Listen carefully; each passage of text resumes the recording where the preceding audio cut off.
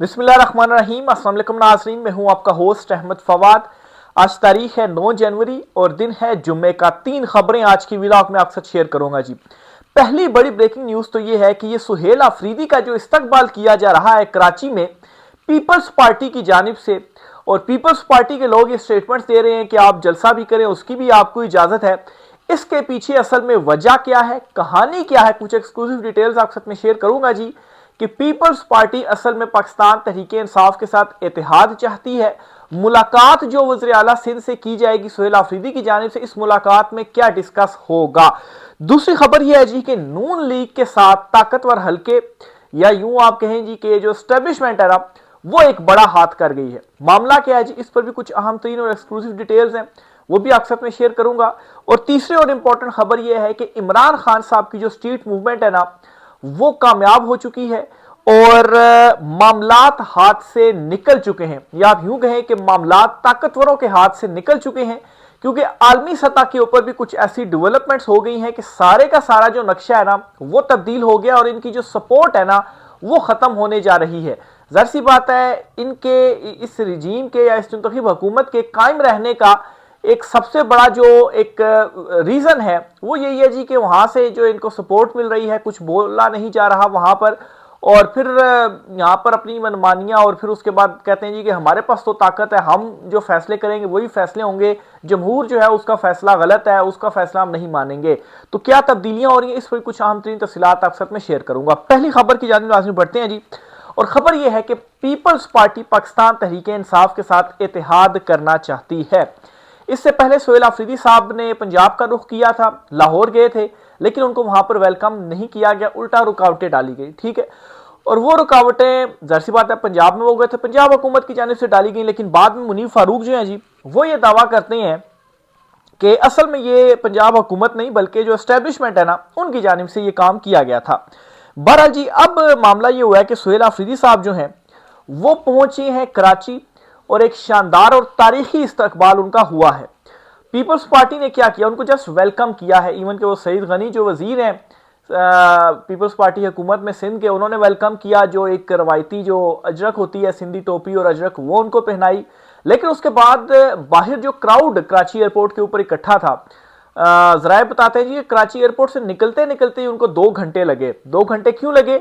क्योंकि क्राउड इतना ज्यादा था, लोग इतने ज्यादा इकट्ठे हुए हुए थे। तो वो क्राउड तो पीपल्स पार्टी ने इकट्ठा नहीं किया, पीपल्स पार्टी ने तो सिर्फ वेलकम किया है। और जिस अंदाज में एक सूबे के वज़ीर आला को वेलकम करना चाहिए था, वो गए उधर, वेलकम उन्होंने किया।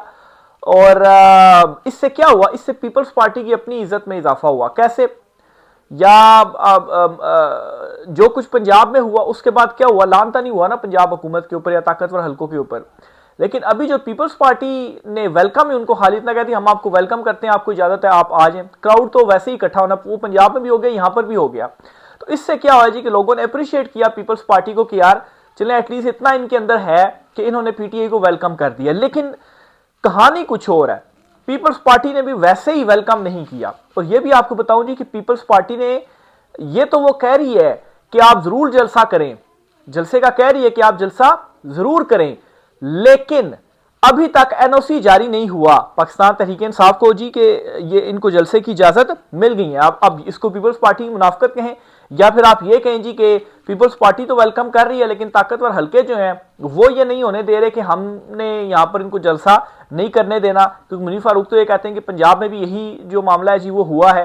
बहरहाल जी, अगर एक सूबे की हुकूमत ये कह रही है कि आपको अलाउ करते हैं, आप करें, और लवाजमात भी पूरे करें, आपको इजाजत भी देते हैं, तो फिर उसके बाद बहुत मुश्किल हो जाएगा जी ताकतवर हल्कों के लिए भी कि वो रोक पाए। बहरहाल कराची में शानदार मनाजिर थे जी, पाकिस्तान तहरीक इंसाफ के जो वर्कर्स थे, जो लोग थे, उन्होंने वेलकम किया सुहेल अफरीदी को। और जैसे ही वो इंटर हुए तो वहीं से उनकी जो स्ट्रीट मूवमेंट थी ना कराची में, वो उसका भी आगाज हो गया। शेड्यूल आपके साथ मैंने लास्ट व्लॉग में सारा शेयर किया था कि 3 दिन जो वहां पर रुकेंगे, उनका शेड्यूल सारा क्या होगा। बहरहाल जी, एक तो मकसद पीपल्स पार्टी का ये है कि पाकिस्तान तहरीक इंसाफ के साथ हमने इत्तेहाद करना है, उसके लिए एक अच्छा जेस्चर दिया गया है कि देखिए हमने तो आपको वेलकम किया है, हमारा किसी चीज में कोई किरदार नहीं था, हम तो बस जमहूरी हैं और हम तो वोट को जो है वो इज्जत भी देते हैं, तो हमारे साथ किसी तरीके से आप इत्तेहाद कर लें ताकि हमारा जो ये सूबा सिंध के अंदर हमारी हुकूमत है ये किसी तरीके से बची रहे। और दूसरे नंबर पर यह है जी कि वज़ीर आला मुराद अली शाह से सुहेल आफरीदी की जो मुलाकात है वो भी होनी है। उस मुलाकात के अंदर भी बाहमी इत्तेफाक से चलने की जो बात है ना जी, वो होगी कि मिलकर हम आगे जो है वो चलते हैं। तो इसका मतलब भी क्या है जी, इसका मतलब भी यही है जी कि बरह रास्त एक ऑफर की जा रही है कि आप हमारे साथ इत्तेहाद कर लें। अब पीपल्स पार्टी ने जब इलेक्शन हुए थे ना 8 फरवरी के, उन इलेक्शंस के बाद भी पीपल्स पार्टी की कुछ नशिस्तें थी और उन्हीं के वोटों से ही शहबाज शरीफ को वज़ीर आज़म बनाया गया। उस वक्त भी ऑफर की गई जी कि पीटीआई जो है वो इत्तेहाद कर ले और पीटीआई अपना जो वज़ीर आज़म है वो ले आए, लेकिन इमरान खान साहब जाहिर सी बात है वो तो नहीं आ सकते थे बतौर वज़ीर आज़म। तो उस वक्त भी पीपल्स पार्टी की ख्वाहिश थी कि पाकिस्तान तहरीक इंसाफ के साथ ही जो इत्तेहाद है वो किया जाए, और अब भी ये भरपूर ख्वाहिश है। अलबत्ता एक चीज़ देखने को मिली है, उस तरह से गर्मजोशी से सुहेल आफरीदी ने मुलाकात नहीं की। सईद गनी से भी आ रही थी मुलाकात की वीडियोस वगैरह आ रही थी, जिस तरह से अली अमीन गंडापुर मोहसिन नकवी से मिलते थे और इमरान खान साहब ने बरहमी का जो इजहार है वो किया था। बहरहाल ये सारे मामला अपनी जगह पर, तो सुहेल आफरीदी का ज़बरदस्त जो इस्तकबाल है जी वो वहाँ पर हुआ, और उसके पीछे पीपल्स पार्टी की इजाज़त के पीछे असल जो मकसद छुपा हुआ था बज़ाहिर वो आपके सामने मैंने रख दिया है।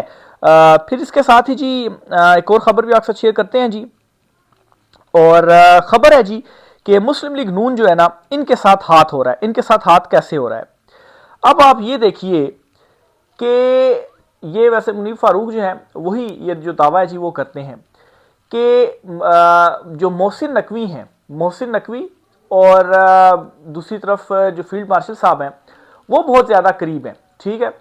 और मतलब होना तो ये चाहिए, और इस किस्म के जो मशवरे हैं ना वो, या इस किस्म की जो बातें हैं ना वो शहबाज शरीफ तक पहुँचाई जाती हैं और की जाती हैं जी कि मोहसिन नकवी के हवाले से कि वो तो उनके ज़्यादा करीब हैं, और वो मतलब है कि एक तरह से सुपर प्राइम मिनिस्टर है। आप प्राइम मिनिस्टर हैं लेकिन वो सुपर प्राइम मिनिस्टर हैं। देखिए हर इंपॉर्टेंट मशवरों में वो शामिल होते हैं, इंपॉर्टेंट जगहों के अंदर वो होते हैं, तो आप नहीं है। लेकिन जो शहबाज शरीफ है ना वो क्या करते हैं, वो उनकी बातों में नहीं आते और वो कहते हैं ठीक है, वो उनकी बातों में नहीं आते और वो कहते हैं ठीक है। ये नहीं कि शहबाज शरीफ को इससे कोई फर्क नहीं पड़ता, वो कहते हैं बस ठीक है, मैं जिस जगह पे हूँ बस उधर ही हूँ, जो कहा जाएगा वो मैं कर दूंगा और बस सारे मामला वगैरह ठीक है।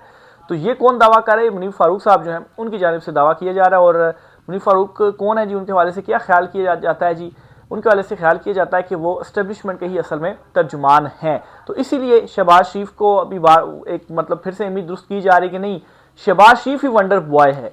हालांकि इसके साथ ये भी कहा जा रहा है कि 6 महीने दे दिए गए हैं कि 6 महीने के अंदर अगर हालात दुरुस्त ना किए तो चीज़ें हमारे हाथ से मुकम्मल तौर पर निकल जाएंगी। कैसे निकल जाएंगी, क्योंकि दूसरी तरफ इमरान खान साहब जो है वो स्ट्रीट मूवमेंट की तरफ भी आ गया है, और ऐसी ज़बरदस्त हिकमत अमली है स्ट्रीट मूवमेंट की इमरान खान की कि इसका तोड़ हमारे से नहीं निकल रहा। वैसे तो ये एहतजाज के लिए आते थे, लोग इकट्ठा करते थे, हम ताकत का इस्तेमाल करते थे, तो स्ट्रीट मूवमेंट का क्या जो हाल है हम निकाले।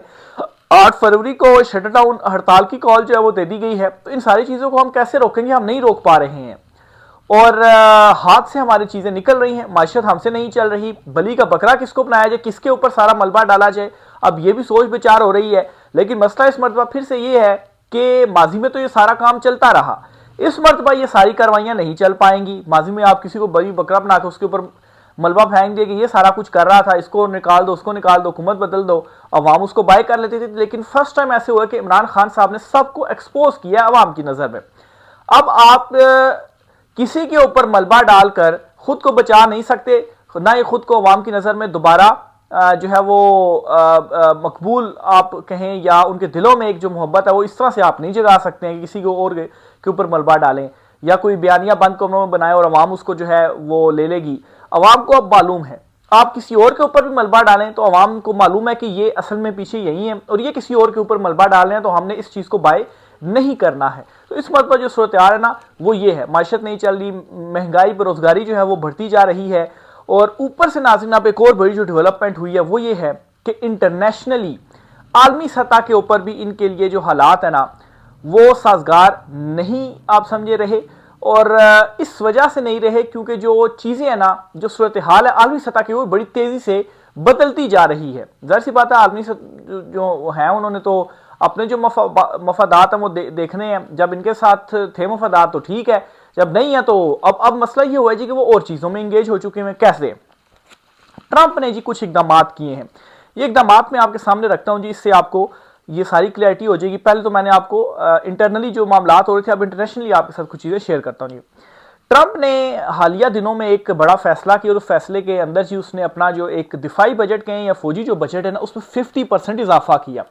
50%, यानी कि पहले उसका जो था कोई $1 ट्रिलियन था और अब 1.5 हो गया। इसको जी कोई 1000 अरब डॉलर से 1500 अरब डॉलर जो कैलकुलेशन है जी वो बन रही है। बहरहाल जी 50% इजाफा उसने किया है। अब ये जो इजाफा हुआ 50% इजाफा, वैसे तो ऐसा होता है ना आप 5% 10% कर लें इजाफा, इतना ही होता है ना। अगर आप ये कहें जी कि साथ साथ हमने चलना है, थोड़े इजाफे भी करने हैं चीज़ों में, तो इतना किया जा सकता है। 50% इजाफा करने का मतलब क्या है? जाहिर सी बात है इसके पीछे कुछ बहुत बड़ा प्लान है। प्लान क्या है?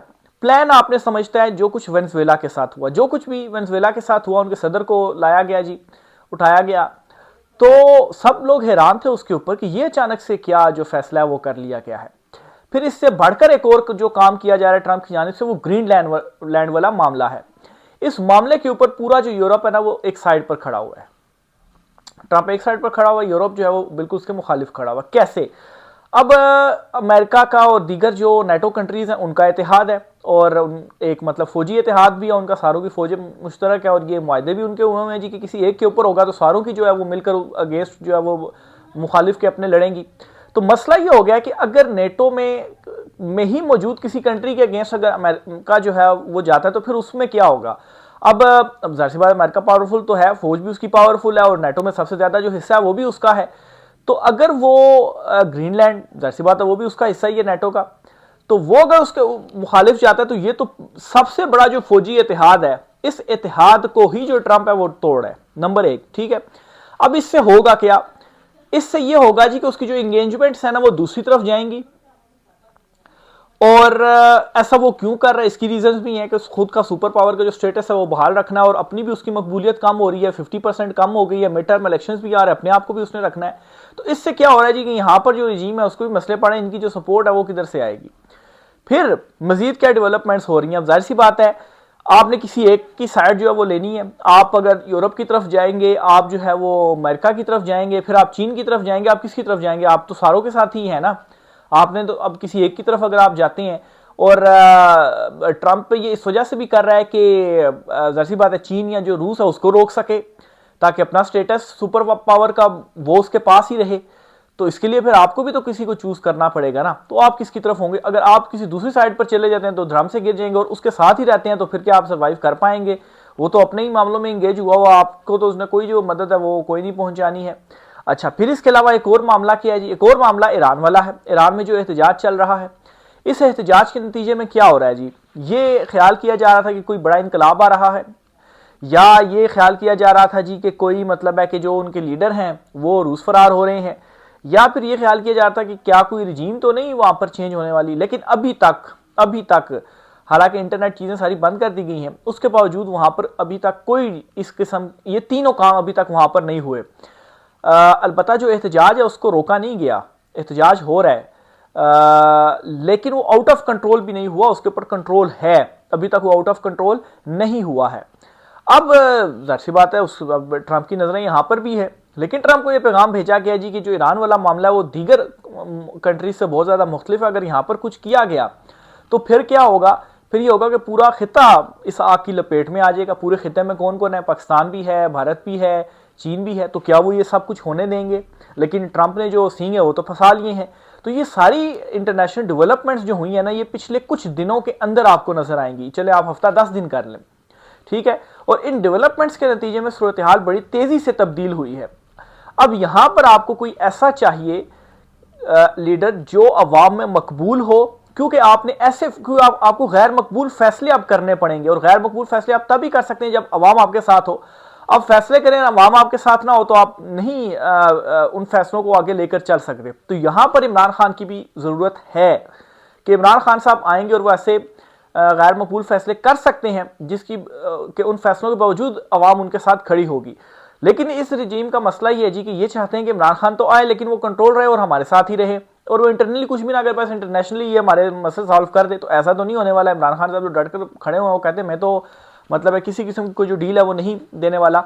तो इस वजह से मैं कह रहा हूं कि ओवरऑल जो आलमी सतह के ऊपर तब्दीलियां आ रही हैं उसके नतीजे में भी ये फंस चुके हुए हैं कि अब क्या जो फैसले हैं वो लेने हैं। ये बड़ी इंपॉर्टेंट इस वक्त जो फेज है ना वो चल रहा है। और इंटरनली जो सूरत हाल है वो भी आपके सामने रख दी। महमूद अचकज़ई भी आ रहे हैं, 8 फरवरी की भी कॉल दे दी है, पीटीआई ने भी कॉल दे दी है, पीपल्स पार्टी भी दूर दूर हो रही है, फिर उसके अलावा सुहेल अफरीदी भी रुकने का नाम नहीं ले रहे, स्ट्रीट मूवमेंट भी कामयाब हो रही है और इनके हाथ से भी सब कुछ निकल रहा है।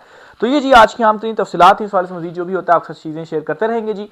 राय का इज़हार कीजिएगा। आज की व्लॉग से इतना ही, इजाज़त दीजिए, अल्लाह हाफिज़।